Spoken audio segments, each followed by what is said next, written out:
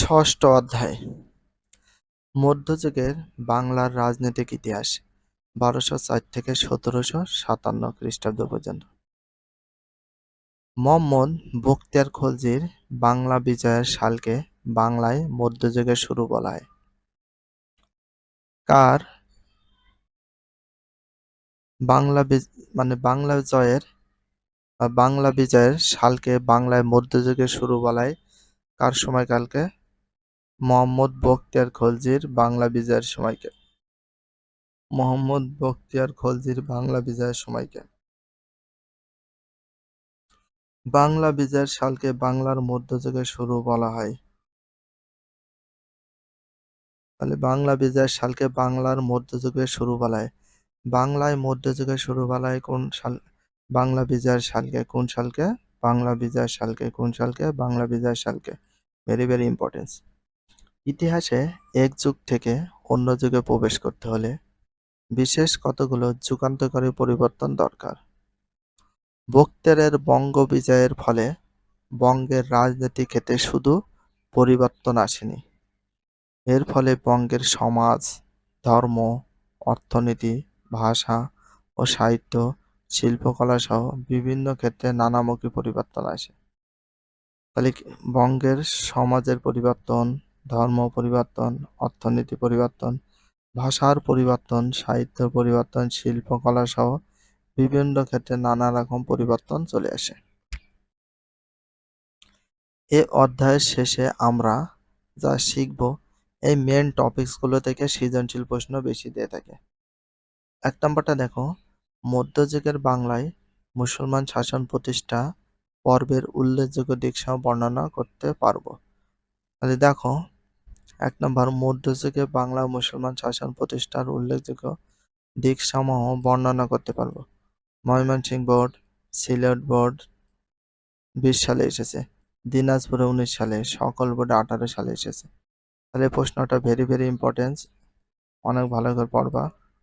২ নম্বর, মধ্যযুগের সুলতানি আমলে বাংলার বংশানুক্রমিক শাসন এবং তাদের রাজনৈতিক কৃতিত্বের সময় ব্যাখ্যা করতে পারবো।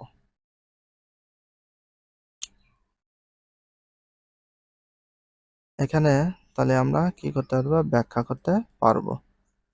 এখানে দেখো ২ নম্বর, কতবার এসেছে? সুলতানি আমলে বাংলার বংশানুক্রমিক শাসন ব্যাখ্যা করতে পারবো। কতবার এসেছে? তার মানে অনেক বেশি ইম্পর্টেন্স ২ নম্বরটাও। কতবার এসেছে তোমরা দেখলে বুঝতে পারবা। Mymensingh board, Barishal board, Dinajpur board, Comilla board, Jessore board, Barishal board ২০ সালে এসেছে, কুমিল্লা বোর্ড, বরিশাল বোর্ড ১৯ সালে এসেছে। এটা ভেরি ভেরি ইম্পর্টেন্স, খুব ভালো করে পড়বে এই প্রশ্নগুলো।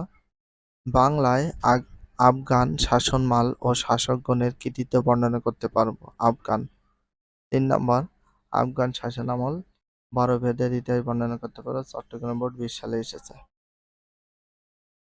৪ নম্বর, বাংলা ১২ ভেদের ইতিহাস পরিচয় বর্ণনা করতে পারবো। তাহলে আফগান শাসনের ১২ ভেদের পরিচয় বর্ণনা করতে পারবে, সেই কথা এখানে বলা হয়েছে। মুঘল শাসনামলে বাংলার সুবেদার ও নবাবদের শাসনকালের রাজনৈতিক কর্মকাণ্ডের নানা দিকসমূহ বিশ্লেষণ করতে পারবো।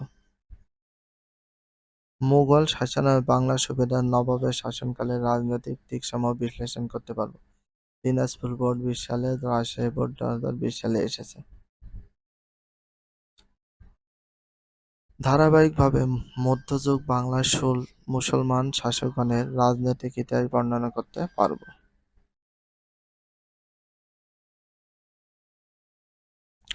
বাংলায় মুসলমান শাসনের সূচনা। ইখতিয়ার উদ্দিন মুহাম্মদ বখতিয়ার খলজি। ১৩ শতকের শুরুতে তুর্কি সেনাপতি ইখতিয়ার উদ্দিন মুহাম্মদ বখতিয়ার খলজি বাংলার উত্তর-পশ্চিমাংশ সেন শাসনামলে বা শাসনের অবসান ঘটিয়ে মুসলমান শাসনের সূচনা করেন। কত শতকের দিকে? ১৩ শতকের দিকে। ১৩ শতকের শুরুতে তুর্কি সেনাপতি, কোন দেশের সেনাপতি ছিল? তুর্কি সেনাপতি ছিল। তুর্কি সেনাপতি ইখতিয়ার উদ্দিন মুহাম্মদ বখতিয়ার খলজি বাংলার উত্তর ও উত্তর-পশ্চিমাংশে শাসকের অবসান ঘটিয়ে মুসলমান শাসনের সূচনা করে। সেন শাসনের অবসান ঘটানোর পরে মুসলমান শাসনের সূচনা করেন। তার বাল্য পরিচয় সম্বন্ধে তেমন কিছু জানা যায় না। উত্তর আফগানিস্তানে গড় মসির আধুনিক দাসত্বী মার্গ এর বাসিন্দা মোহাম্মদ বখতিয়ার খলজি, জাতিতে তুর্কি, বংশে খলজি, বৃত্তিতে ভাগ কনভার্সনের সৈনিক। জাতিতে তুর্কি, বংশে খলজি, বৃত্তিতে ভাগ কনভার্সনের সৈনিক।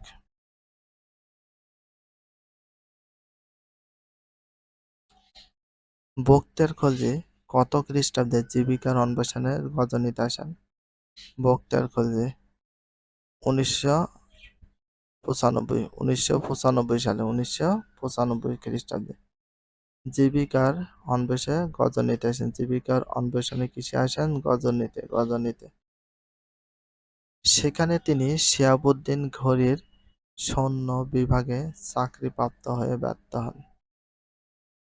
দেখতে খাটো, অস্বাভাবিক লম্বা হাত এবং দরকার চেহারার জন্য বখতিয়ার সেনাধ্যক্ষের দৃষ্টি আকর্ষণে ব্যর্থ হন। এরূপ শারীরিক বৈশিষ্ট্য তুর্কিদের নিকট অমঙ্গল বলে বিবেচিত হতো। গজনিতে ব্যর্থ হয়ে বখতিয়ার দিল্লিতে সেনাপতি কুতুবউদ্দিন আইবেকের নিকটে উপস্থিত হন। এবারও তিনি চাকরি পেতে ব্যর্থ হন। এরপর তিনি বদাউনে যান। সেখানকার শাসন কর্মকর্তা মালিক হিজবরউদ্দিন তাকে মাসিক বেতনে সৈন্য বিভাগে নিযুক্ত করেন। সেখানে শাসনকর্তা মালিক হিজবরউদ্দিন তাকে মাসিক বেতনে সৈন্য বিভাগে নিযুক্ত করেন। কিন্তু উচ্চাভিলাষী বখতিয়ার এ ধরনের সামান্য বেতনভোগী সৈনিকের পদে সন্তুষ্ট থাকতে পারেননি। অল্পকাল পর তিনি বদাউন ত্যাগ করে অযোধ্যায় যান।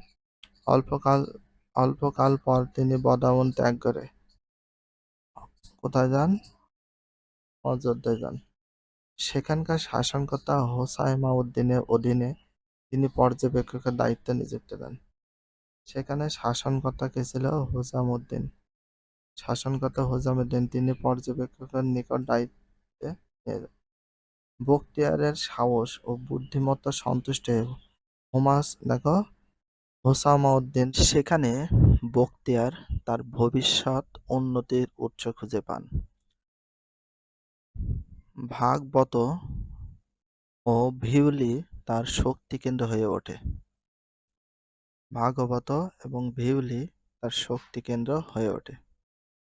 বখতিয়ার খলজির শক্তি কেন্দ্র হয়ে ওঠে কোনটি? ভাগবত, ভিউলি। বখতিয়ার অল্প সংখ্যক সৈন্য সংগ্রহ করে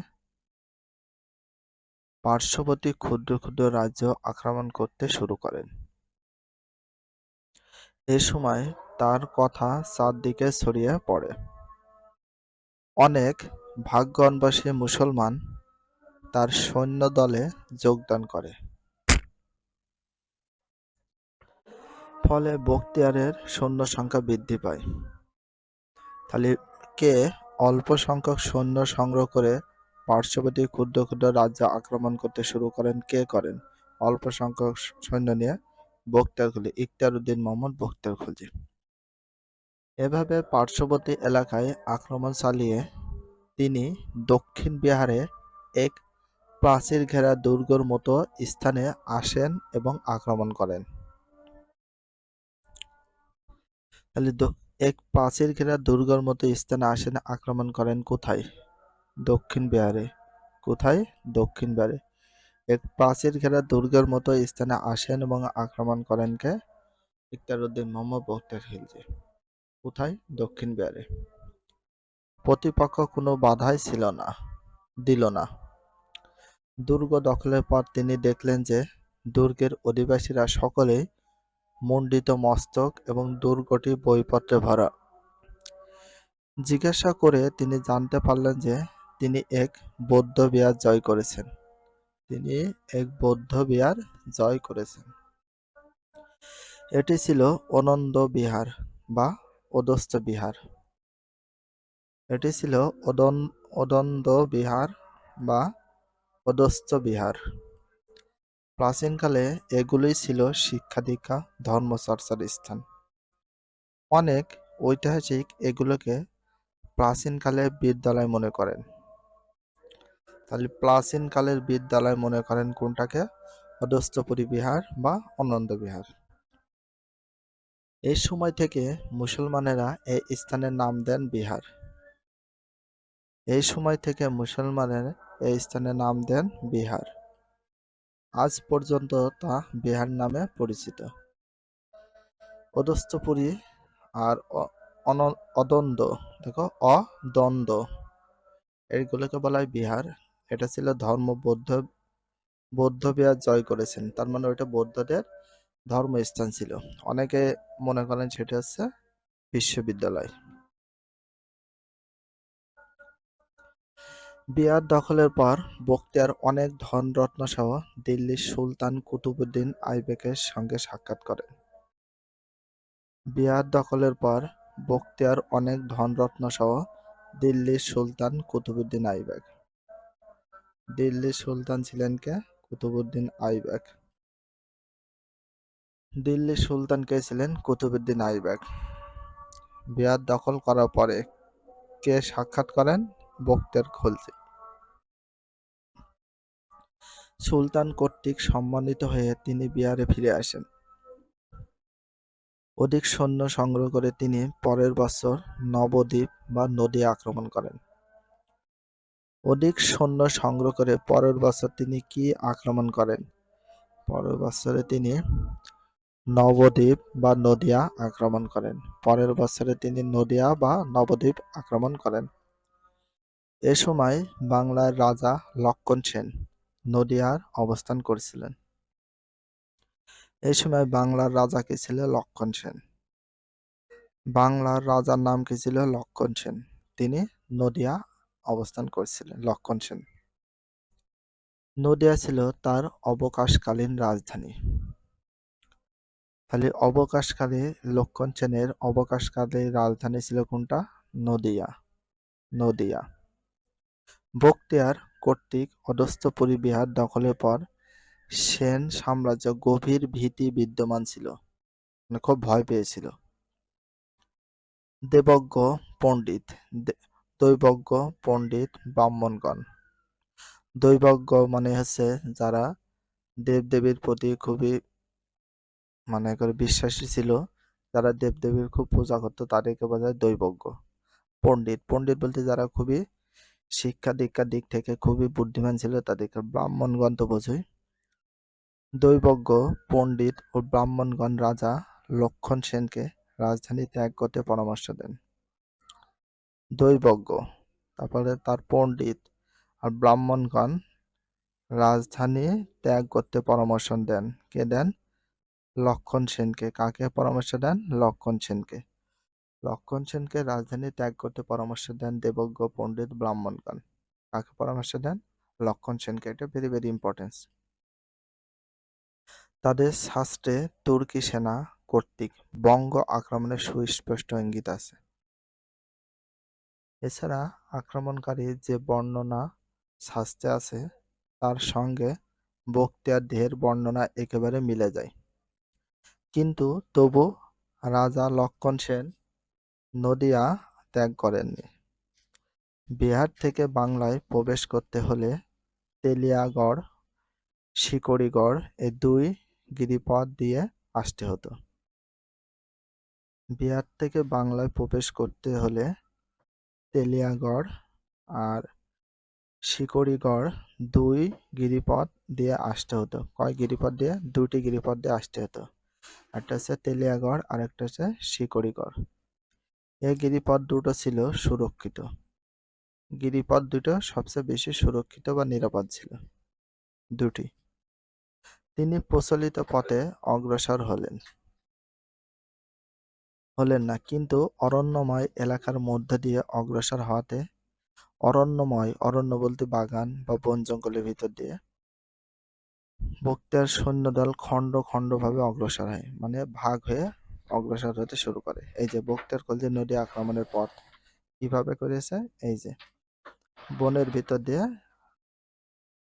ঝোপঝাড় ঝাড়খণ্ডের ভিতর দিয়ে সে আক্রমণ করতে এগিয়ে আসে।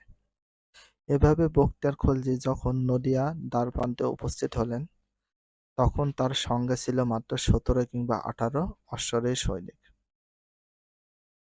এভাবে বখতিয়ার খলজি যখন নদিয়া দ্বারপ্রান্তে উপস্থিত হলেন, তখন তার সঙ্গে ছিল মাত্র ১৭ বা ১৮ জন অশ্বারোহী সৈনিক। অশ্ব মানে ঘোড়ার সাথে বা ঘোড়ায় চড়া সৈনিক ছিল। কতজন? ১৭ থেকে ১৮ জন, যখন নদিয়া আক্রমণের দ্বারপ্রান্তে পৌঁছান। কথিত আছে, তিনি এত ক্ষিপ্র গতিতে পথ অতিক্রম করেছিলেন যে মাত্র ১৭-১৮ জন সৈনিক তাকে অনুসরণ করতে পেরেছিল। মানে খুব দ্রুত গতিতে, খুব ফাস্ট সে নদিয়ার দ্বার প্রান্তে পৌঁছে যায়। ১৭ থেকে ১৮ জন সৈনিক তাকে অনুসরণ করতে পেরেছিল। আর মূল সেনাবাহিনীর বাকি অংশ তার পশ্চাতে ছিল, না পিছনের দিকে ছিল। অকস্মাৎ আক্রমণের চারদিকে হইচই পড়ে যায়। প্রাসাদে অরক্ষিত রেখে সকল প্রাণ ভয়ে পালিয়ে যায়। ইতিমধ্যে বখতিয়ার দ্বিতীয় দল নগরের মধ্যে তৃতীয় দল তোরণদ্বারে এসে উপস্থিত হয়। ইতিমধ্যে বখতিয়ারের দ্বিতীয় দল নগরের মধ্যে আর তৃতীয় দল তোরণদ্বারে উপস্থিত হয়। নগরের মধ্যে যায় এবং তোরণদ্বারে উপস্থিত হয়। সমস্ত নগরী তখন প্রায় অবরুদ্ধ, জনগণ ভীত ও সন্ত্রস্ত। এ অবস্থা রাজা লক্ষণ সেন বখতিয়ারের আক্রমণ থেকে আত্মরক্ষার কোনো উপায় নেই দেখে নৌকাযোগে পালিয়ে পূর্ববঙ্গের বিক্রমপুরে, পূর্ববঙ্গের কোথায় চলে যায়? পূর্ববঙ্গের বিক্রমপুরে, বর্তমানে মুন্সিগঞ্জ জেলায় আশ্রয় গ্রহণ করেন তখন। এটা ভেরি ভেরি ইম্পর্টেন্ট। অল্প সময়ের মধ্যে বখতিয়ার খলজির পশ্চাৎগামী অবশিষ্ট সৈন্যদল এসে উপস্থিত হলে বিনা বাধায় নদিয়া ও পার্শ্ববর্তী এলাকা মুসলমানদের দখলে আসে। বখতিয়ার খলজির নদিয়া জয়ের সঠিক তারিখ সম্বন্ধে ঐতিহাসিকদের মধ্যে মতভেদ আছে।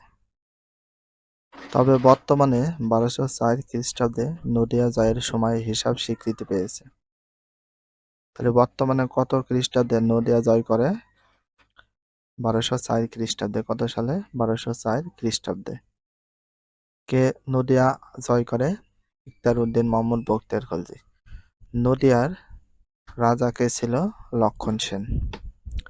এরপর বখতিয়ার নদিয়া ত্যাগ করে লক্ষণবতীর গৌড়ের দিকে অগ্রসর হন।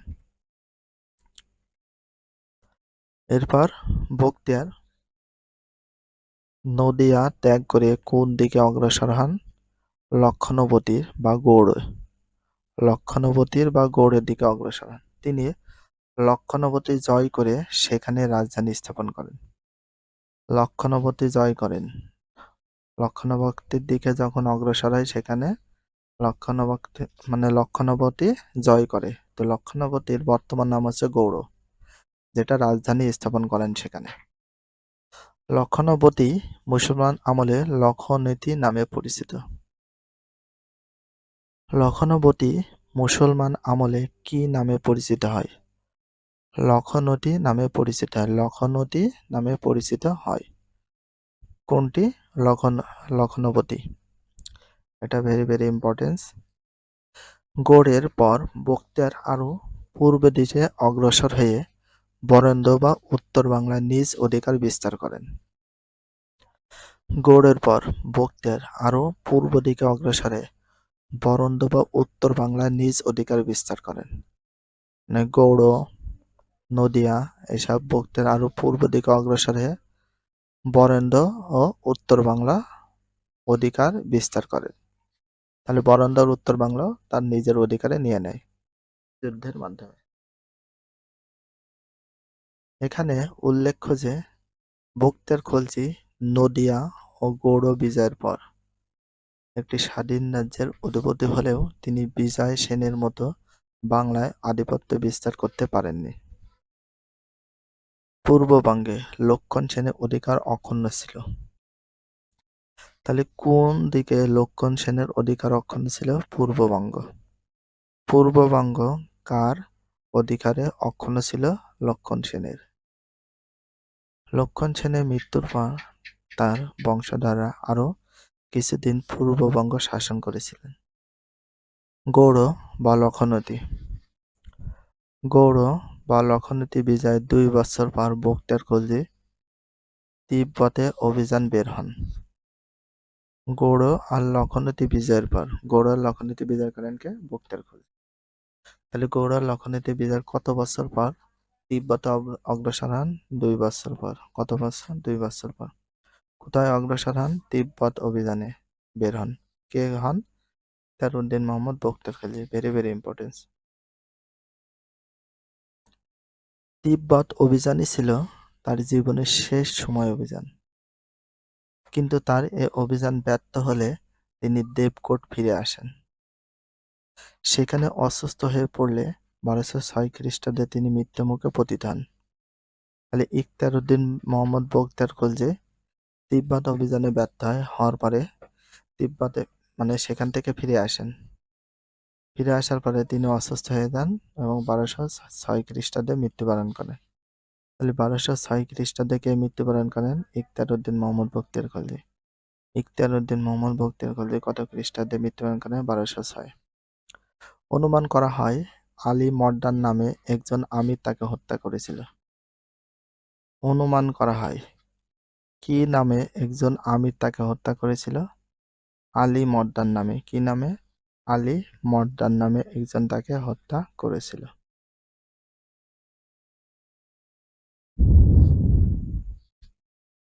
বাংলায় মুসলমান শাসনের ইতিহাসে ইখতিয়ারউদ্দিন মোহাম্মদ বখতিয়ার খলজির নাম বিশেষভাবে উল্লেখযোগ্য। বাংলায় মুসলমান শাসনের ইতিহাসে ইখতিয়ারউদ্দিন মোহাম্মদ বখতিয়ার খলজির নাম বিশেষভাবে উল্লেখযোগ্য। তার প্রচেষ্টার ফলে ভারতের পূর্ব অংশে প্রথম মুসলমানদের রাজনৈতিক শাসন প্রতিষ্ঠিত হয়।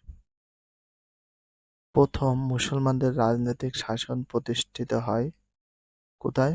ভারতের পূর্ব অংশে।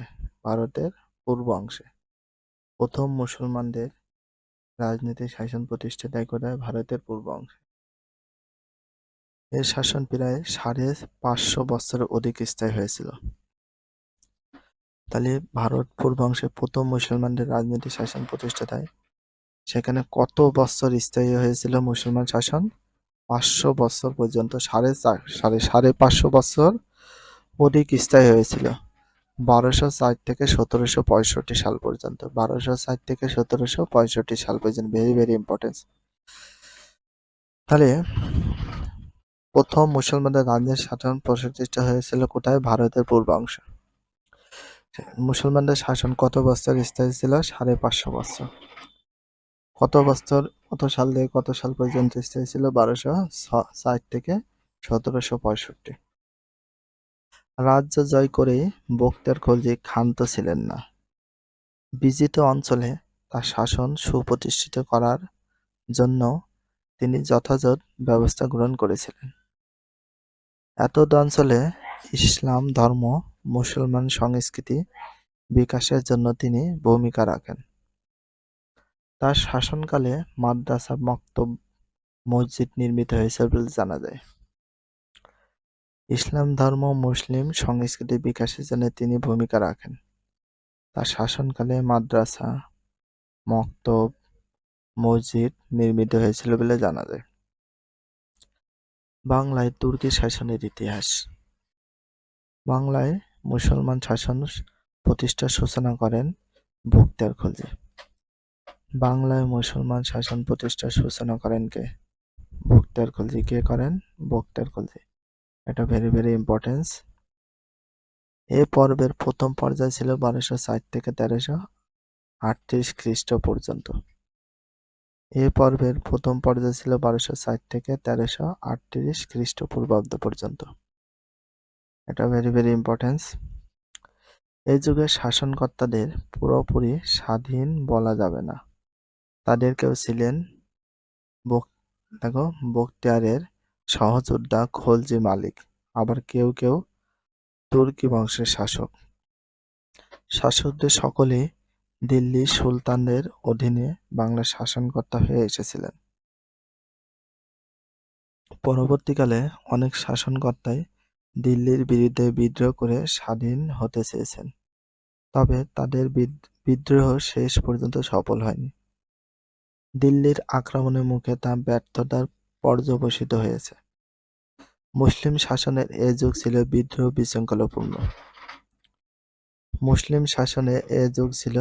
বিশৃঙ্খলাপূর্ণ।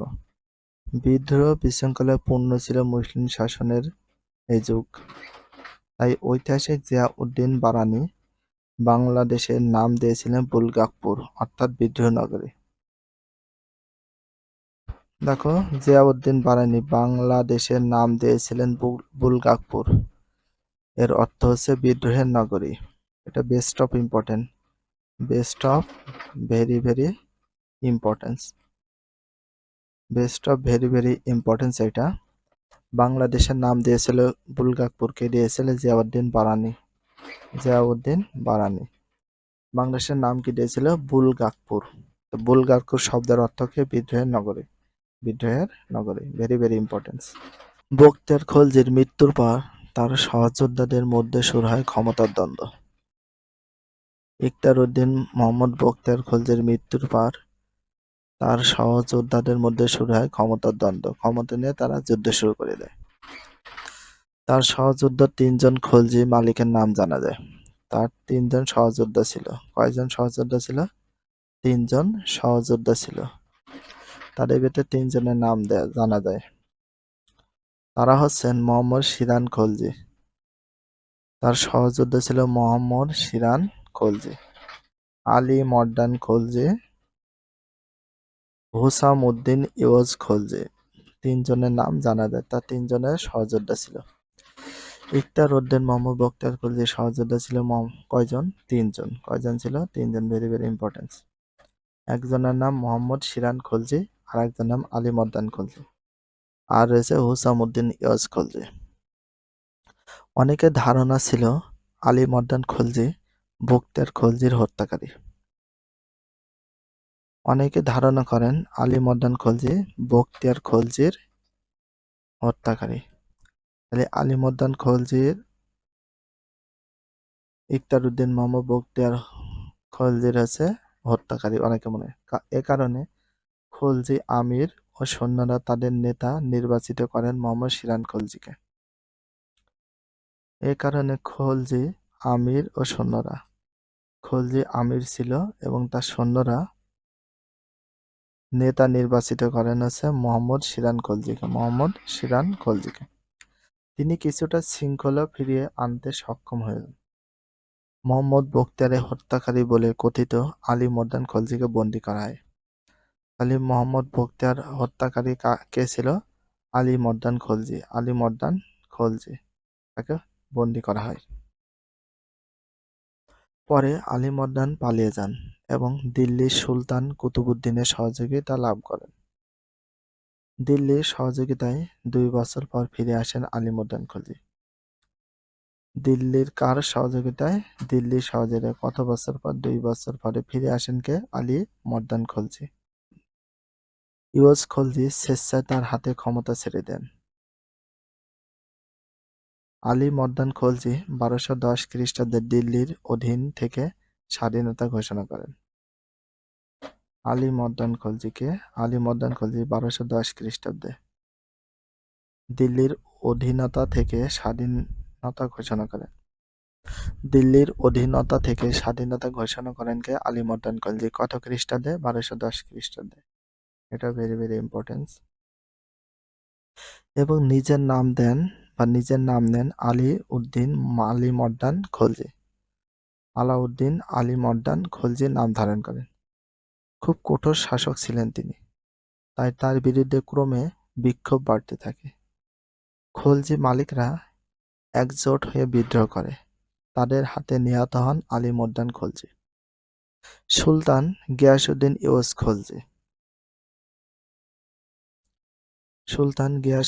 ইওয়াজ খলজি মধ্যযুগের শাসকগণের মধ্যে অন্যতম ছিলেন। মধ্যযুগের শাসকগণের মধ্যে অন্যতম কে ছিলেন? সুলতান গিয়াসউদ্দিন ইউসুফ খলজি। সুলতান Ghiyasuddin Yusuf Khalji, very very important বা বেস্ট অফ ইম্পর্টেন্স। বখতিয়ার কর্তৃক প্রতিষ্ঠিত বাংলায় মুসলিম রাজ্যকে শক্তিশালী, দৃঢ় করতে তিনি সচেষ্ট হয়েছিলেন। শাসন কার্যের সুবিধার জন্য তিনি রাজধানী দেবগড় থেকে গৌড় বা লখনউতে স্থানান্তর করেন। রাজধানীর প্রতিরক্ষা ব্যবস্থা সুদূর করার জন্য বসনকোট নামক স্থানে একটি দুর্গ নির্মাণ করেন। বসনকোট স্থানে তিনি একটি দুর্গ নির্মাণ করেন। কে করেন? সুলতান গিয়াসউদ্দিন ইউসুফ খলজি। লখনউ নদী তীরে অবস্থিত হওয়ায় ব্যবসা বাণিজ্যের সুবিধা ছিল। তাছাড়া ইউসুফ খলজি বুঝতে পেরেছিলেন যে শক্তিশালী নৌবাহিনী ছাড়া শুধু অশ্বারোহী বাহিনীর পক্ষে নদীমাতৃক বাংলা রাজ্য সম্প্রসারণ সম্ভব হবে না। শুধু অশ্বারোহী হলে হবে না, তার সাথে নৌবাহিনী হতে হবে। অশ্বারোহী বলতে যেটাকে বোঝায় ঘোড়া আরোহণকারীদের বোঝানো হয়, আর নৌবাহিনী বলতে যারা নৌকায় যুদ্ধ করবে তাদেরকে বোঝানো হয়েছে। বাংলার শাসন বজায় রাখতে হলেও নৌবাহিনীর প্রয়োজন ছিল। বাংলার শাসন বজায় রাখতে হলেও কিসের প্রয়োজন ছিল? নৌবাহিনীর প্রয়োজন ছিল।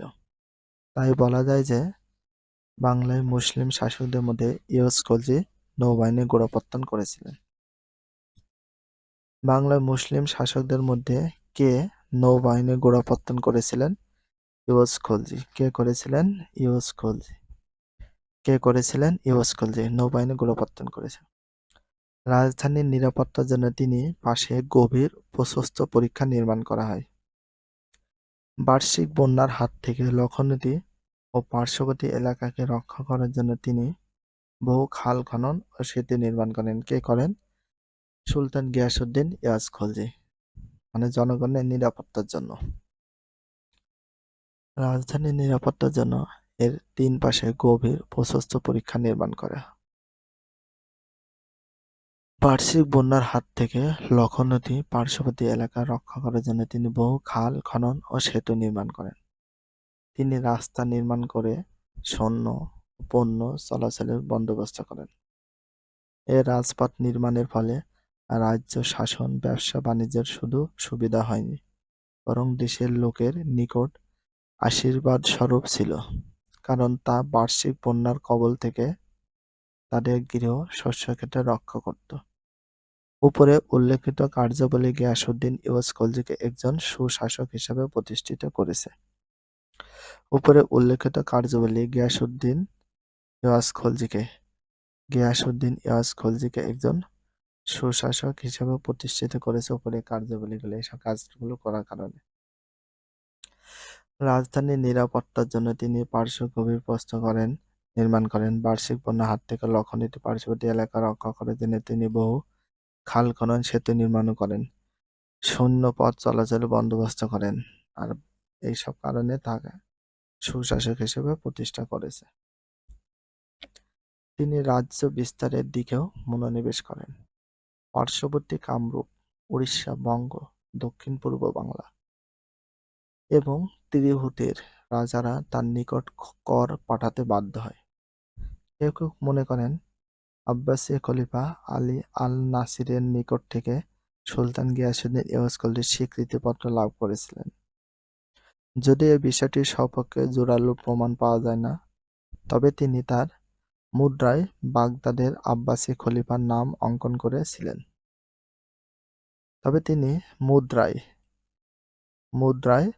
বাগদাদের আব্বাসী খলিফার নাম অঙ্কন করেছিলেন। দিল্লির মুসলমান সুলতান ইলতুৎমিশ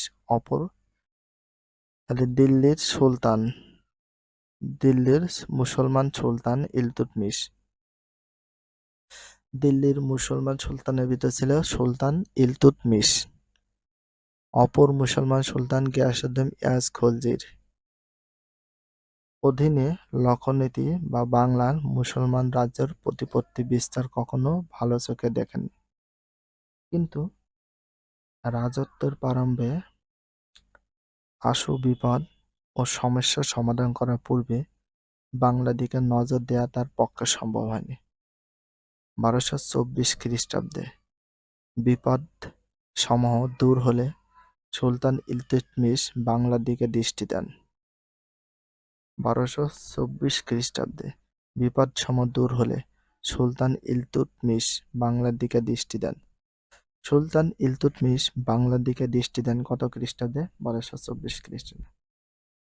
1225 খ্রিস্টাব্দে মুঙ্গের কিংবা সকরিগলি গিরিপর্বের নিকট উভয় দলের সৈন্য মুখোমুখি হলে ইওয়াজ খলজি সন্ধির প্রস্তাব করেন। উভয় পক্ষে সন্ধি হয়। ইলতুৎমিশ খুশি হয়ে মালিক আলাউদ্দিন জানিকে বিহার শাসনকর্তা নিযুক্ত করেন এবং ইওয়াজ খলজিকে বঙ্গের শাসক পদে বহাল রেখে দিল্লি ফিরে যান। কিন্তু সুলতান দিল্লিতে প্রত্যাবর্তনের সঙ্গে সঙ্গে ইওয়াজ খলজি পুনরায় স্বাধীনতা ঘোষণা করেন। বিহার আক্রমণ করে সেখানকার শাসনকর্তা আলাউদ্দিন জানিকে বিতাড়িত করেন। খলজি লখনৌতি ফিরে এসে বুঝতে পেরেছিলেন যে ইলতুৎমিশ আবার বাংলা আক্রমণ করবেন। ইওয়াজ খলজি লখনৌতি ফিরে এসেই বুঝতে পেরেছিলেন যে ইলতুৎমিশ আবার বাংলা আক্রমণ করবেন।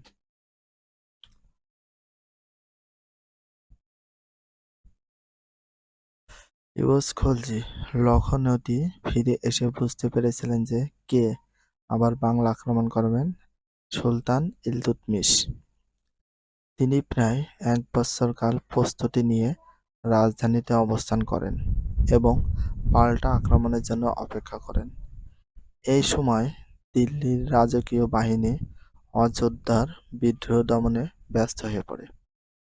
ইওয়াজ খলজি মনে করলেন এ অবস্থায় দিল্লি মুসলমান রাজকীয় বাহিনীর পক্ষে বাংলা আক্রমণ করা সম্ভব হবে না।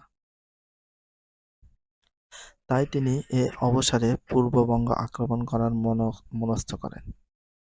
রাজধানী লখনৌতি এক প্রকার অরক্ষিত অবস্থায় ছিল। এদিকে সুলতান ইলতুৎমিশ পুত্র নাসির উদ্দিন মাহমুদকে লখনৌতি আক্রমণের নির্দেশ দেন। তাহলে সুলতান ইলতুৎমিশ পুত্র নাসির উদ্দিন মাহমুদকে, সুলতান ইলতুৎমিশের কি ছিল? পুত্র নাসির উদ্দিন, তিনি লখনৌতি আক্রমণের নির্দেশ। ইওয়াজ খলজির অনুপস্থিতির সুযোগ নিয়ে নাসির উদ্দিন মাহমুদ বঙ্গের রাজধানী লখনৌতি আক্রমণ করেন।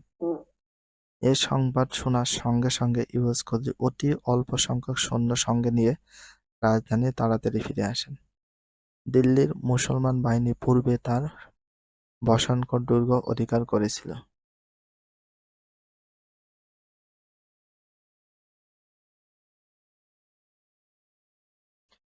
দিল্লির সুলতান বাহিনী পূর্বে তার বসনকর দুর্গ অধিকার করেছিলেন। যুদ্ধে বাংলার মুসলমান সুলতান ইওয়াজ খলজি পরাজিত ও বন্দী হন, পরে তাকে হত্যা করা হয়। যুদ্ধে মুসলমান সুলতান ইওয়াজ খলজি পরাজিত ও বন্দী হন, পরে তাকে হত্যা করা হয়। ইওয়াজ খলজির পরাজয় ও পতনের ফলে বঙ্গদেশ পুরোপুরি দিল্লির মুসলমান সুলতানের অধিকারে আসে। নাসিরউদ্দিন মাহমুদ বঙ্গদেশের শাসনকর্তা নিযুক্ত হন। বঙ্গদেশের শাসনকর্তা নিযুক্ত হন কে? Nasiruddin Mahmud. Nasiruddin Mahmud, very very importance. বঙ্গদেশের শাসনকর্তা নিযুক্ত হন কে? নাসিরউদ্দিন মাহমুদ। ইওয়াজ খলজি শিল্প ও সাহিত্যের একজন পৃষ্ঠপোষক ছিলেন। তারই পৃষ্ঠপোষকতায় গড়ে জুমা মসজিদ এবং আরও কয়েকটি মসজিদ নির্মিত হয়েছিল।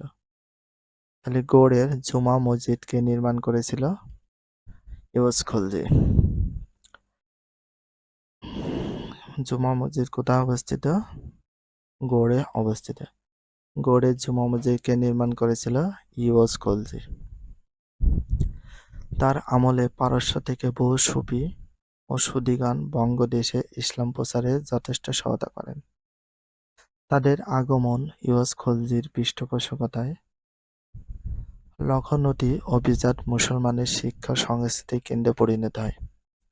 ইউস খলজির মৃত্যুর পর থেকে 1287 খ্রিস্টাব্দ পর্যন্ত 60 বৎসর বাংলা দিল্লির মুসলমান শাসকদের একটি প্রদেশে পরিগণিত হয়।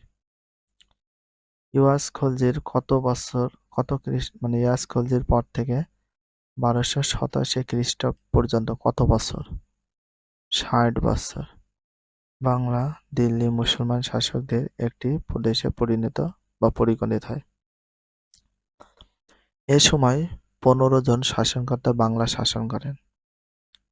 এই সময় কতজন শাসনকর্তা বাংলা শাসন করেন? 15 জন শাসনকর্তা। 15 জন শাসনকর্তা, ভেরি ভেরি ইম্পর্টেন্ট সবগুলো। তাদের 10 জন ছিলেন দাস। 15 জন শাসনকর্তার ভিতরে দাস ছিল কয়জন? 10 জন, ভেরি ভেরি ইম্পর্টেন্ট। দাসদের আরবি ভাষায় মামলুক বলা হতো।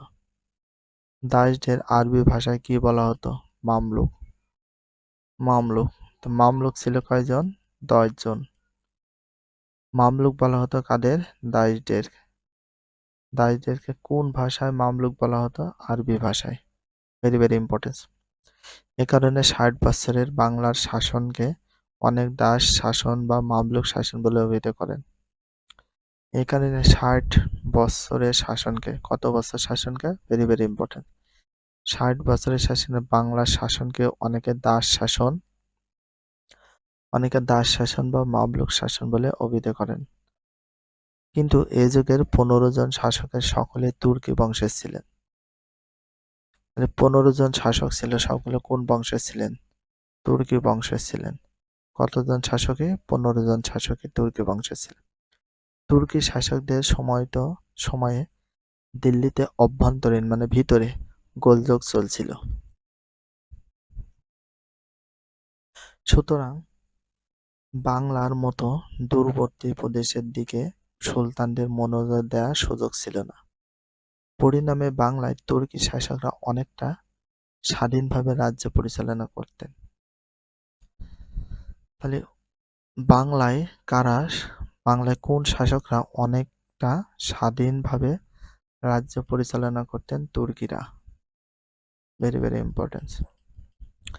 বলে দিন, কারা অনেকটা স্বাধীনভাবে রাজ্য পরিচালনা করতেন বাংলায়? তুর্কিরা। বাংলায় স্বাধীন সুলতানি শাসনের ইতিহাস।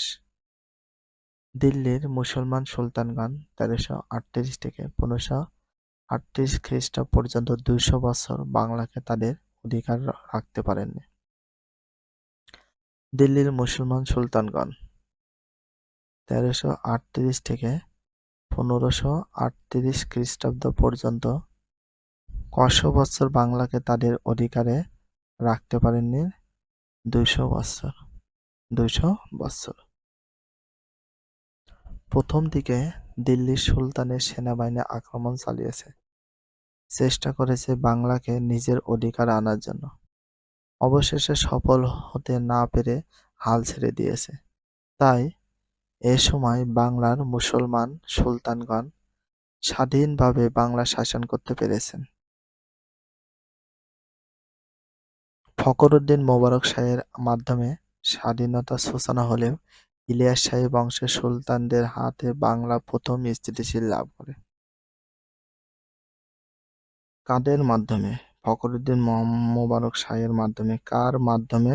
ফখরুদ্দীন মোবারক শাহের মাধ্যমে স্বাধীন বাংলার সূচনা হলেও ইলিয়াস শাহী বংশের সুলতানদের হাতে ইলিয়াস শাহী বংশের সুলতানদের হাতে বাংলা প্রথম স্থিতিশীল লাভ করে। কোন সুলতানদের হাতে বাংলা প্রথম স্থিতিশীল লাভ করে? ইলিয়াস শাহী বংশের হাতে। ইলিয়াস শাহী বংশের সুলতানদের হাতে।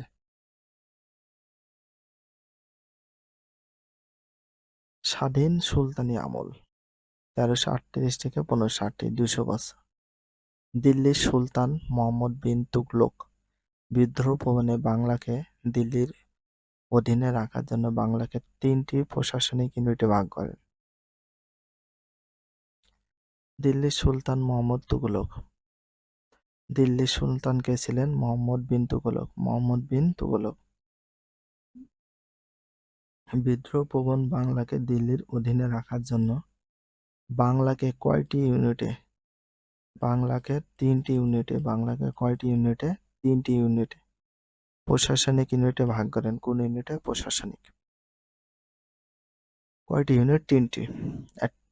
ইউনিটগুলো হলো লখনৌতি, সাতগাঁও, সোনারগাঁও। তিনটি ইউনিটে ভাগ করেন। Very very important. 1338 খ্রিস্টাব্দে সোনারগাঁয়ের শাসনকর্তা বাহরাম খানের মৃত্যু হয়। সোনারগাঁয়ের শাসনকর্তা মৃত্যু হয় কত সালে? 1338 খ্রিস্টাব্দে। সোনারগাঁয়ের শাসনকর্তা কে ছিলেন? বাহরাম খান।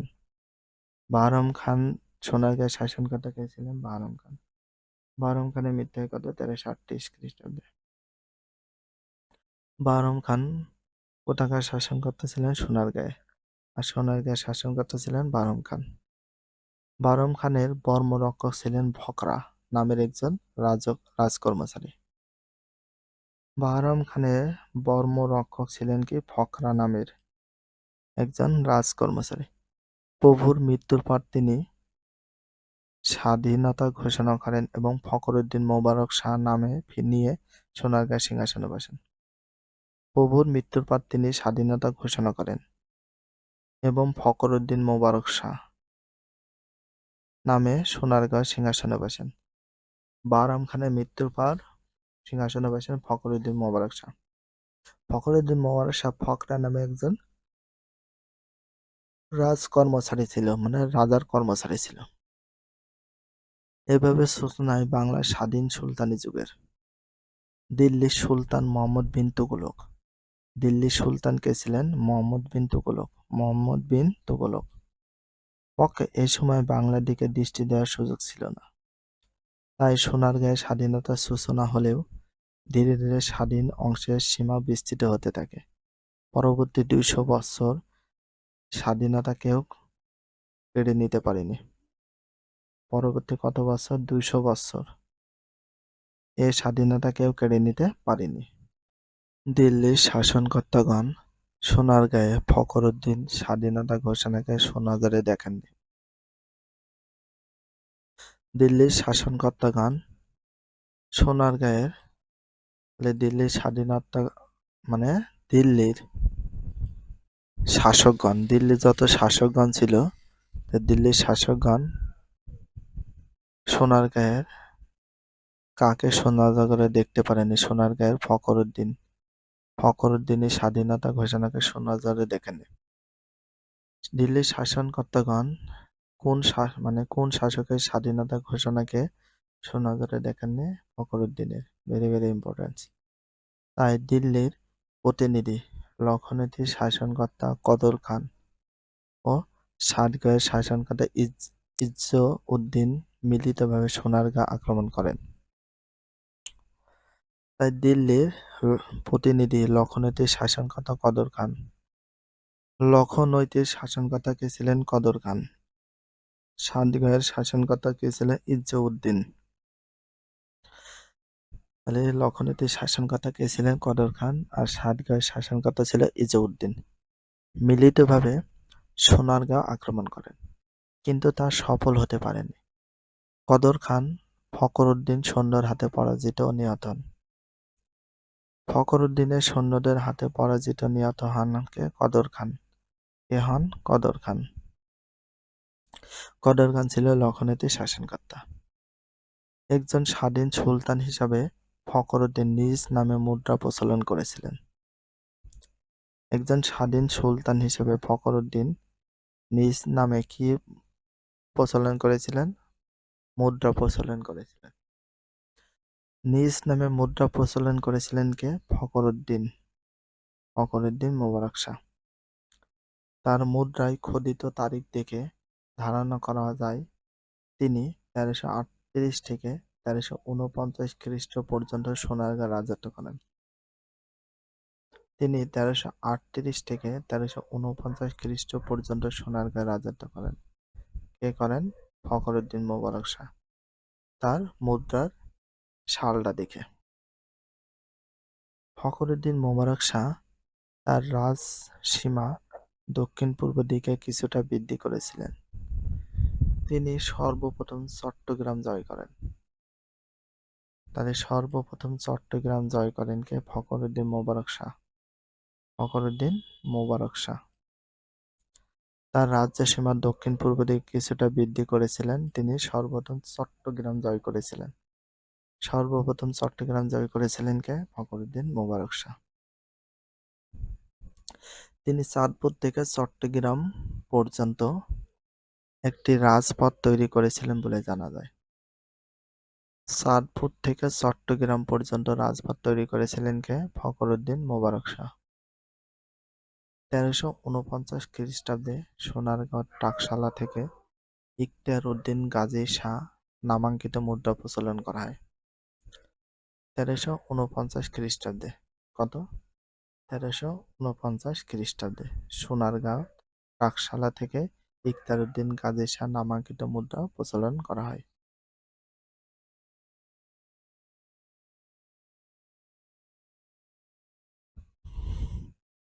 সোনারগাঁও টাকশালা থেকে ইখতিয়ার উদ্দিন গাজী শাহ নামাঙ্কিত মুদ্রা প্রচলন করা হয়। গাজী শাহের নামাঙ্কিত মুদ্রায় 1352 খ্রিস্টাব্দ পর্যন্ত তারিখ পাওয়া যায়। তাহলে গাজী শাহের নামাঙ্কিত মুদ্রায় কত সাল পর্যন্ত তারিখ পাওয়া যায়? 1352। সুতরাং বোঝা যায় ফখরুদ্দীনের পুত্র গাজী শাহ পিতার মৃত্যুর পর সোনারগাঁয়ের স্বাধীন সুলতান হিসাবে সিংহাসনে বসেন। তাহলে ফখরুদ্দীনের পুত্র নাম ছিল গাজী শাহ। তার মৃত্যুর পরে সোনারগাঁয়ের স্বাধীন সুলতান হিসেবে সিংহাসনে বসেন। 1352 খ্রিস্টাব্দ পর্যন্ত 3 বছর রাজত্ব করেন। গাজী শাহ, ফখরুদ্দীনের পুত্র গাজী শাহ কত বছর পর্যন্ত রাজত্ব করেন? মাত্র 3 বছর রাজত্ব করেন। কত খ্রিস্টাব্দ পর্যন্ত? 1352। একক কাজ। গিয়াসউদ্দিন ইউসুফ খলজির সঙ্গে দিল্লির সুলতান ইলতুৎমিশের বিরোধের কারণ চিহ্নিত করো। 2. কে, কখন এবং কিভাবে বাংলার স্বাধীন সালতানাত প্রতিষ্ঠা করেন? কে, কখন এবং কিভাবে বাংলার স্বাধীন সালতানাত প্রতিষ্ঠা করেন? ইলিয়াস শাহী বংশ। সোনারগাঁয়ে ফখরুদ্দীন মোবারক শাহ যখন স্বাধীন সুলতান তখন লখনৌতি সিংহাসন দখল করেছিলেন সেখানকার সেনাপতি আলী মোবারক। সোনারগাঁয়ে ফখরুদ্দীন মোবারক শাহ যখন স্বাধীন সুলতান তখন লখনৌতি সিংহাসন দখল করেছিলেন সেখানকার সেনাপতি আলী মোবারক। সিংহাসনে বসে তিনি আলাউদ্দিন আলী শাহ উপাধি গ্রহণ করেন। আলাউদ্দিন আলী শাহ মোবারক উপাধি গ্রহণ করেন। লখনৌতিতে তিনি স্বাধীন রাজ্য গড়ে তোলেন। পরে রাজধানী স্থানান্তর করেন পান্ডুয়ায় বা ফিরোজাবাদ। আলাউদ্দিন আলী শাহ বা আলাউদ্দিন মোবারক বা আলাউদ্দিন আলী শাহ রাজধানী স্থানান্তর করেন কোথায়? পান্ডুয়া বা ফিরোজাবাদ। আলী শাহ ক্ষমতায় ছিলেন 1352 খ্রিস্টপূর্বাব্দ পর্যন্ত। আলী শাহ ক্ষমতা ছিলেন কত খ্রিস্টপূর্বাব্দ? 1342 সাল পর্যন্ত। আলী শাহ ক্ষমতায় ছিলেন 1342 খ্রিস্টাব্দ পর্যন্ত। তার দুধ ভাই ছিলেন হাজী ইলিয়াস। তার দুধ ভাই ছিল। তিনি আলী শাহকে পরাজিত নিহত করে শামসুদ্দীন ইলিয়াস শাহ নাম নিয়ে বাংলায় একটি রাজবংশ প্রতিষ্ঠা করেন। তাহলে আলী শাহের দুধ ভাইয়ের নাম ছিল হাজী ইলিয়াস। তিনি আলী শাহকে পরাজিত নিহত করে শামসুদ্দীন ইলিয়াস শাহ নাম নিয়ে বাংলায় একটি রাজবংশ প্রতিষ্ঠা করেন। বাংলায় একটি রাজবংশ প্রতিষ্ঠা করেন কে? Shamsuddin Ilyas Shah. Very very importance. এই রাজবংশের নাম ইলিয়াস শাহ বংশ। এই রাজবংশের নাম কি হয়? ইলিয়াস শাহ বংশ। এরপর ইলিয়াস শাহের বংশধরগণ অনেক দিন বাংলা শাসন করেন। মাঝখানে কিছুদিনের জন্য রাজা গণেশের রাজত্বের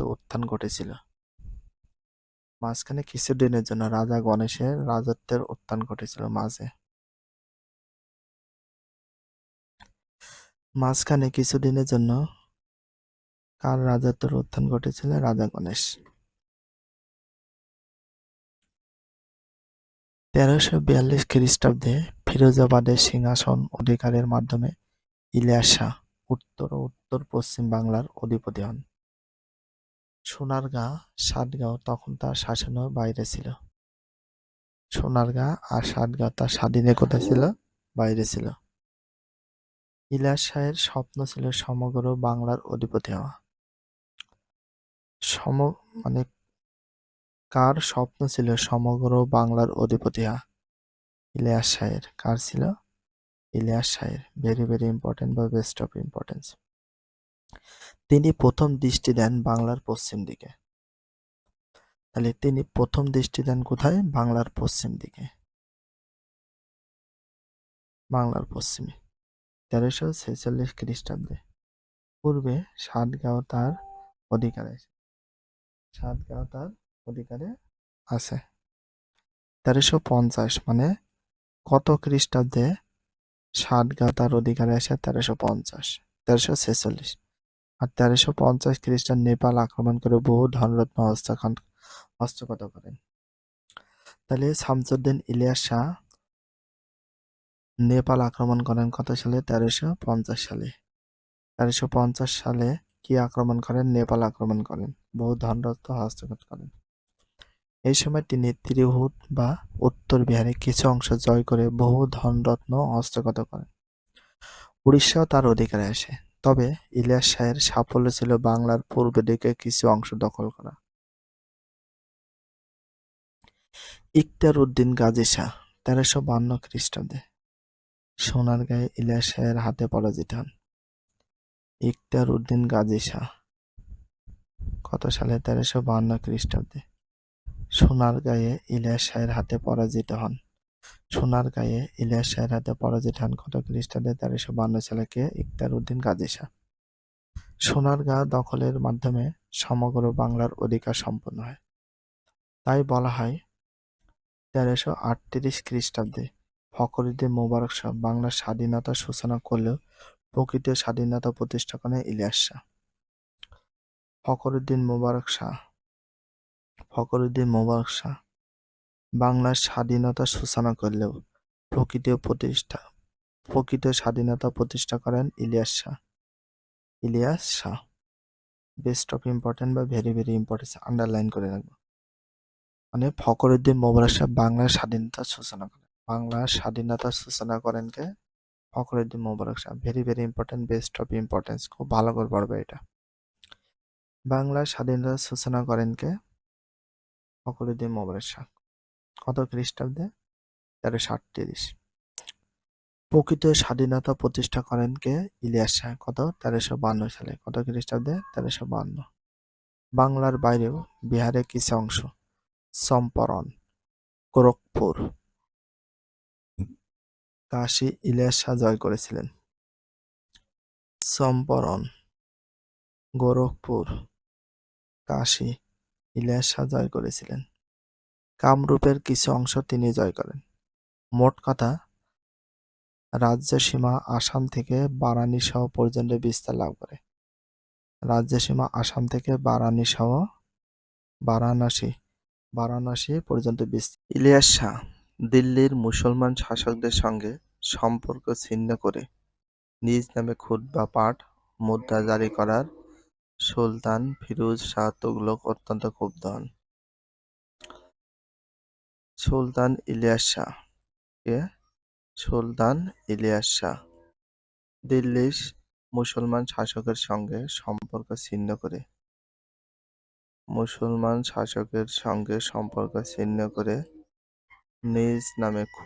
নিজ নামে খুত বা পাট মুদ্রা জারি করায় সুলতান ফিরোজ শাহ তুগলক অত্যন্ত ক্ষুব্ধ হন। প্রথম দিকে দিল্লির সুলতান বাংলার এ স্বাধীনতা মেনে নেননি। সুলতান ফিরোজ শাহ তুগলক 1353 থেকে 1354 খ্রিস্টাব্দ পর্যন্ত ইলিয়াস শাহের বিরুদ্ধে যুদ্ধ করেন। সুলতান ফিরোজ শাহ তুগলক কত সাল থেকে কত সাল পর্যন্ত সুলতান ইলিয়াস শাহের বিরুদ্ধে যুদ্ধ করেন? 1353 থেকে 1354। তার মানে 1353 থেকে 1354 এক বছর ধরে ইলিয়াস শাহের সঙ্গে কার সাথে যুদ্ধ করেন? ইলিয়াস শাহের বিরুদ্ধে যুদ্ধ করেন। তার চেষ্টা ছিল বাংলাকে দিল্লির মুসলিম অধিকারে নিয়ে আসা। কার চেষ্টা ছিল? তার চেষ্টা ছিল, কিন্তু তিনি সফল হননি। ইলিয়াস শাহ দুর্ভেদ্য একডালা দুর্গে আশ্রয় গ্রহণ করেন।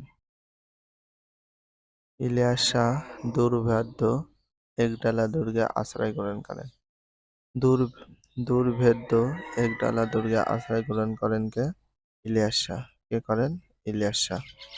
তাহলে কে করেন? ইলিয়াস শাহ।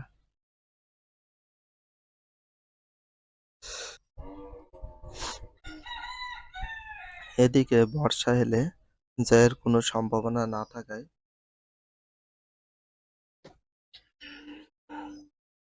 ফিরোজ শাহ সন্ধির মাধ্যমে বাংলার স্বাধীনতাকে মেনে নিয়ে ইলিয়াস শাহের সাথে বন্ধুত্ব স্থাপন করে দিল্লি ফিরে যান। শাসক হিসেবে ইলিয়াস শাহ ছিলেন বিচক্ষণতা ও জনপ্রিয়। তাহলে শাসক হিসেবে কে ছিলেন বিচক্ষণ ও জনপ্রিয়? শাসক হিসেবে কে ছিলেন বিচক্ষণ ও জনপ্রিয়? ইলিয়াস শাহ, শামসুদ্দিন ইলিয়াস শাহ। এটা ভেরি ভেরি ইম্পর্টেন্ট। তার শাসনামলে রাজ্যে শান্তি ও শৃঙ্খলা বিরাজিত ছিল। হিন্দু মুসলমানদের মধ্যে প্রীতির সম্পর্ক গড়ে উঠেছিল।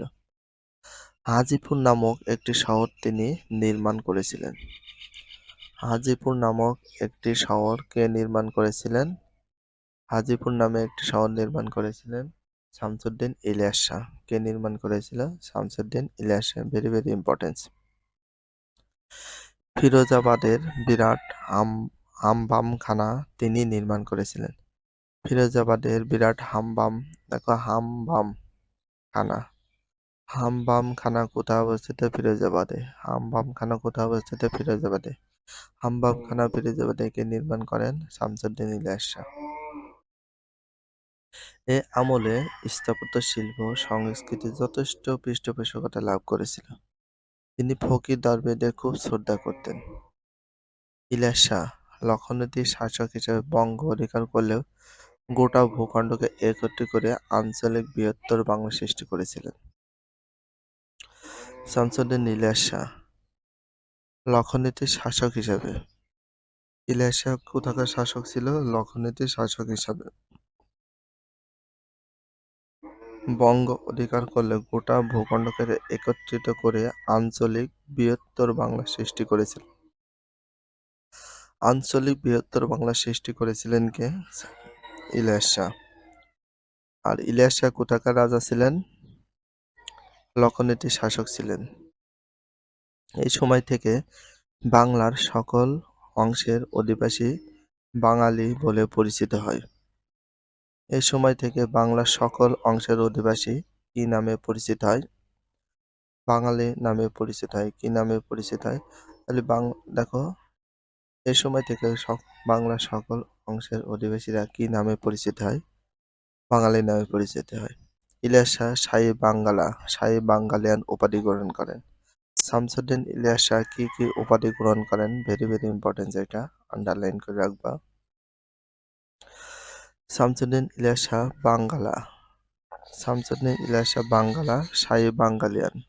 শামসুদ্দিন ইলিয়াস শাহ বাঙ্গালা বা শাহী বাঙ্গালিয়ান উপাধি গ্রহণ করেন। একক কাজ সুলতান শামসুদ্দিন ইলিয়াস শাহের জীবন ও কর্ম মূল্যায়ন করো।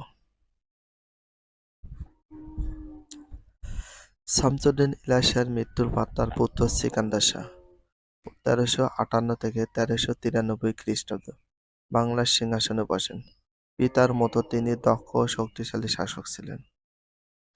শামসুদ্দিন ইলিয়াস শাহের মৃত্যুর পর তার পুত্র সিকান্দার শাহ। শামসুদ্দিন ইলিয়াস শাহের মৃত্যুর পরে কে? তার পুত্র সিকান্দার শাহ বাংলার সিংহাসনে বসেন। মানে শামসুদ্দিন ইলিয়াস শাহের পুত্র নাম কি ছিল? সিকান্দার শাহ। পিতার মতো তিনি দক্ষ শক্তিশালী শাসক ছিলেন। পিতার মতো দক্ষ শক্তিশালী শাসক ছিলেন কে? সিকান্দার শাহ। দিল্লির সুলতান ফিরোজ শাহ তুগলক ১৩৫৮ থেকে ১৩৬০ খ্রিস্টাব্দে পর্যন্ত পুনরায় বাংলা আক্রমণ করেন। কিন্তু এবারও ফিরোজ শাহ তুগলককে ব্যর্থ হতে হয়। পিতার মতো সিকান্দার শাহ একডালা দুর্গে আশ্রয় গ্রহণ করেন। উভয় পক্ষের মধ্যে সন্ধির মাধ্যমে সন্ধির মাধ্যমে দ্বন্দ্বের অবসান ঘটে। সন্ধির শর্ত অনুযায়ী জাফর খানকে সোনারগাঁ শাসন ক্ষমতা গ্রহণের নির্দেশ দেওয়া হয়। কিন্তু জাফর খান এ পদ গ্রহণে রাজি হলেন না। ফিরোজ শাহ তুগলকের সঙ্গে তিনি দিল্লিতে ফিরে গেলেন। সোনারগাঁ এবং লখনৌতিতে আবার আগের মতো সিকান্দার শাহের কর্তৃত্ব অক্ষুণ্ণ রইল। ইলিয়াস শাহ যে স্বাধীন সুলতানি শাসন প্রতিষ্ঠা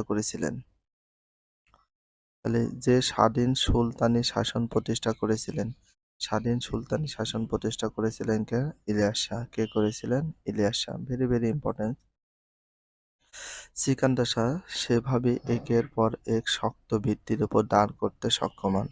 সিকান্দার শাহ ও তার পুত্রের নাম কি ছিল? সিকান্দার শাহ।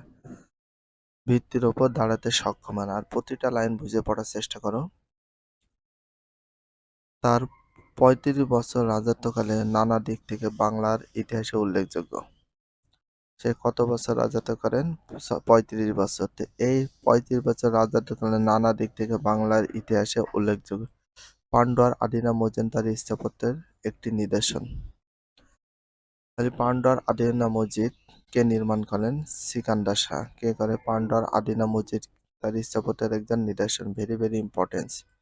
তার পিতার মতো ৩৫ বছর রাজত্ব করেন কে? Sikandar Shah. Very very importance. এইগুলো বেশি করে মেমোরাইজ করে ফেলবা।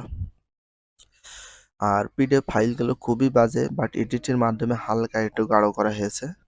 এতটাই বাজে পিডিএফগুলো, সেই কারণে ভালো খুব একটা ক্লিয়ার না। তারপরেও যেহেতু নিউ বুক আর তোমাদের যে ইতিহাস বা হিস্টোরি যে বইটা দিয়েছে, এটা সম্পূর্ণটা নিউ ক্যাটাগরি তৈরি করা। এই জন্য আগের বইয়ের সাথে কোনো খুব একটা ভালো মিললে, পৃষ্ঠার সাথে মিললে, এই জন্য আমরা নতুন বই দিয়ে পড়ানো হচ্ছে। সুলতান সিকান্দার শাহের মৃত্যুর পর তার পুত্র গিয়াসউদ্দিন আজম শাহ। সুলতান সিকান্দার শাহের মৃত্যুর পর তার পুত্রের নাম ছিল গিয়াসউদ্দিন আজম শাহ। গিয়াসউদ্দিন আজম শাহ। শামসুদ্দিন ইলিয়াস শাহ, তার পুত্র ছিল সিকান্দার শাহ। আর সিকান্দার শাহের পুত্র রয়েছে গিয়াসউদ্দিন আজম শাহ। উপাধি গ্রহণ করে বাংলার সিংহাসনে বসেন, মানে আজম শাহ উপাধি গ্রহণ করে। ইলিয়াস শাহ, সিকান্দার শাহ যুদ্ধ বিগ্রহ স্বাধীনতা রক্ষায় নিজেদের দক্ষতা পরিচয় দিয়েছেন। কিন্তু গিয়াসউদ্দিন আজম শাহের কৃতিত্ব ছিল অন্যত্র। তিনি তার প্রজারঞ্জক ব্যক্তিত্বের জন্য খ্যাতি অর্জন করেছেন। তিনি তার রাজত্বকালে আসামে বিফল অভিযান প্রেরণ করেন। জৌনপুরের রাজা খান জাহানের সঙ্গে তিনি বন্ধুত্ব স্থাপন করেন। আচ্ছা, জৌনপুরের রাজা কে ছিলেন? খান জাহানের সঙ্গে। জৌনপুরের রাজা ছিল খান জাহান। তাহলে খান জাহান কোথাকার রাজা ছিল? জৌনপুরের। কোথাকার? জৌনপুরের। জৌনপুরের রাজা কে ছিলেন? খান জাহান। তিনি বন্ধুত্ব স্থাপন করেন। চীনা সম্রাট ইয়াংলো তার দরবারে প্রতিনিধি দল প্রেরণ করেন। চীনা সম্রাট কে ছিল? ইয়াংলো। তার দরবারে প্রতিনিধি দল প্রেরণ করেন।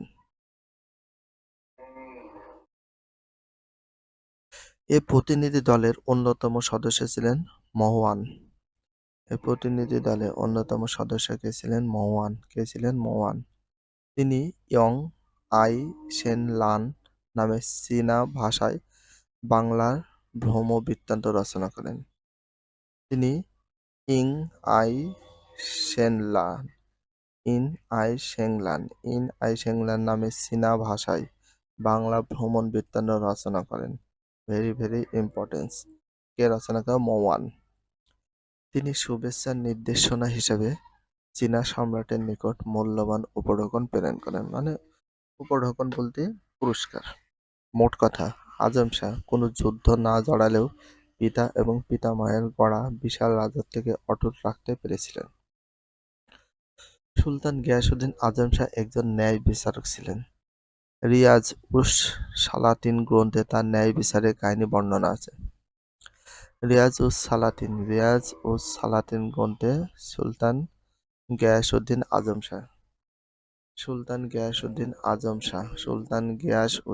আজম শাহর ন্যায় বিচারের কাহিনী বর্ণনা আছে। তাহলে রিয়াজ-উস-সালাতিনে কার ন্যায় বিচারের কাহিনী বর্ণিত আছে? সুলতান গিয়াসউদ্দিন আজম শাহর ন্যায় বিচারের কাহিনী বর্ণনা আছে কোথায়? রিয়াজ-উস-সালাতিনে।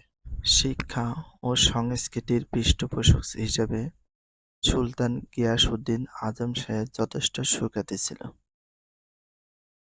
শিক্ষা ও সংস্কৃতির পৃষ্ঠপোষক হিসাবে সুলতান গিয়াসউদ্দিন আজম শাহের যথেষ্ট সুখ্যাতি ছিল। সুলতান গিয়াসউদ্দিন আজম শাহের যথেষ্ট সুখ্যাতি ছিল কি হিসাবে? শিক্ষা ও সংস্কৃতির পৃষ্ঠপোষক হিসাবে। কি হিসাবে? শিক্ষা সংস্কৃতির পৃষ্ঠপোষক হিসাবে। Very very important. কবি সাহিত্যগণকে তিনি সমাদর শ্রদ্ধা করতেন। তিনি কাব্যরসিক ছিলেন এবং বাংলার সুলতান হলেও নিজে ফার্সি ভাষায় কবিতা রচনা করতেন।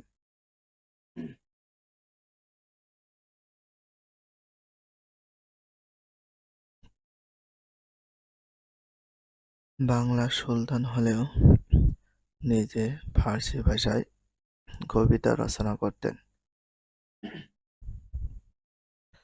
ফার্সি ভাষায় কবিতা রচনা করতেন কে?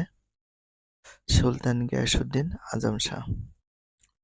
পারস্যের প্রখ্যাত কবি হাফিজের সঙ্গে তার পত্রালাপ হতো। পারস্যের প্রখ্যাত কবি কার সঙ্গে পত্রালাপ হতো? হাফিজের সঙ্গে। মুসলমান শিক্ষা ও সংস্কৃতি বিকাশ এবং বাংলা সাহিত্যের পৃষ্ঠপোষকতার জন্য গিয়াসউদ্দিন আজম শাহ বঙ্গের ইতিহাসে এক বিশিষ্ট স্থান অধিকার করে আছেন। তার রাজত্বকালে শাহ মোহাম্মদ শগীর ইউসুফ জুলেখা কাব্য রচনা করেন। ইউসুফ জুলেখা কাব্য রচনা করেন কে? Shah Mohammad Sagir. Best of important, very very important. Best of very very important. Best of very very importance.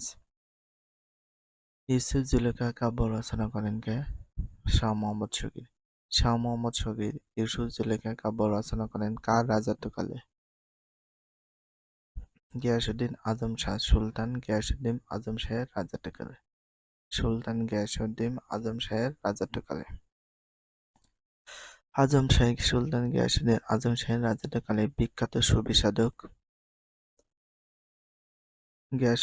আজম শাহের রাজত্বকালে বিখ্যাত সুফি সাধক কে ছিল? নূর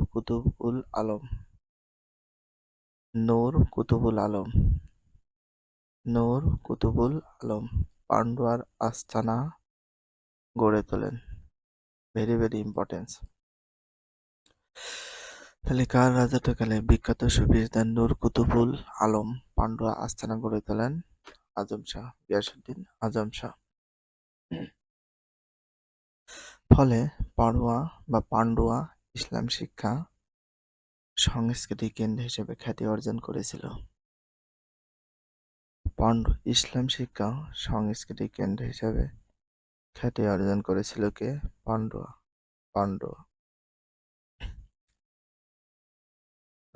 সুলতান মক্কা মদিনাতেও মসজিদ মাদ্রাসা নির্মাণের জন্য অর্থ ব্যয়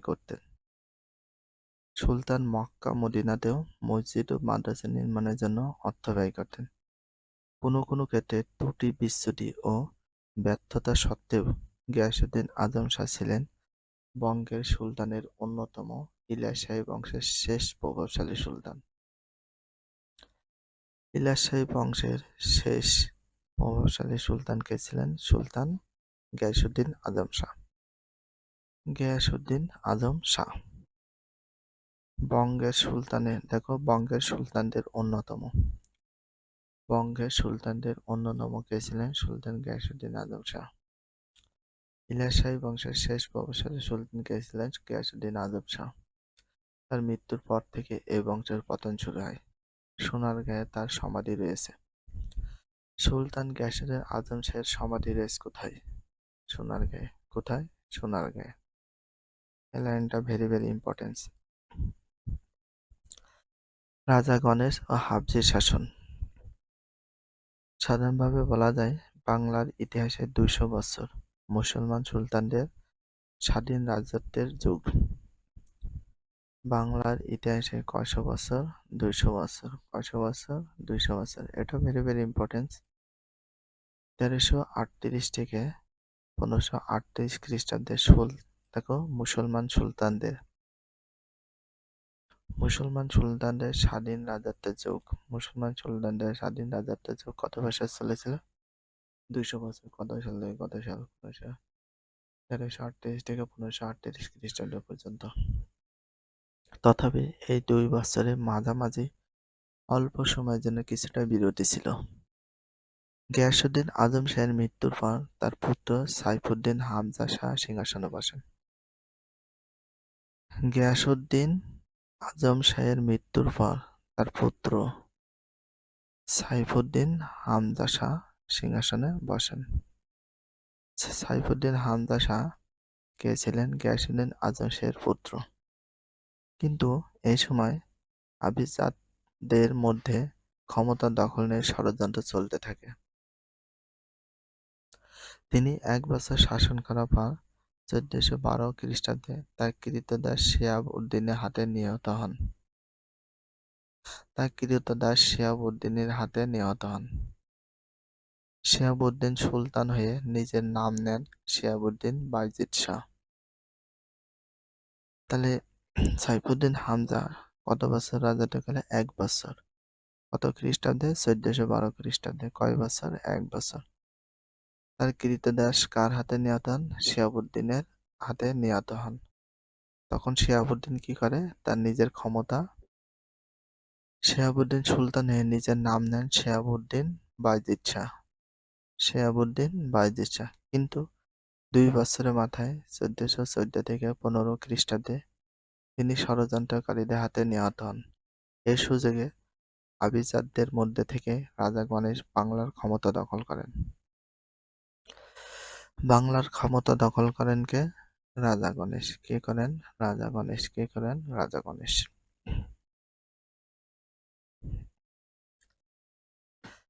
বাংলার সুলতান আজম শাহের একজন উচ্চপদস্থ অমাত্য ছিলেন রাজা গণেশ। বাংলার সুলতান গিয়াসউদ্দিন আজম শাহের একজন উচ্চপদস্থ অমাত্যা কে ছিলেন? রাজা গণেশ। কে ছিলেন? রাজা গণেশ। Very very important. জানা যায় গণেশ প্রথমে দিনাজপুরের ভাতুরিয়া অঞ্চলে একজন রাজা ছিলেন। জানা যায় গণেশ প্রথমে দিনাজপুরের ভাতুরিয়া অঞ্চলে একজন রাজা ছিলেন। তিনি সুলতানের দরবারে চাকরি নেন। চাকরি নিয়ে তিনি অন্যান্য অভিজাতদের মতোই রাজনৈতিক শক্তি সঞ্চয় করতে থাকেন। তার ইচ্ছা ছিল মুসলমানদের মতো রাজ সিংহাসনে আরোহণ করা। এ লক্ষ্যে তিনি ইলিয়াস শাহী বংশ উচ্ছেদ করে নিজের ক্ষমতায় বসেন।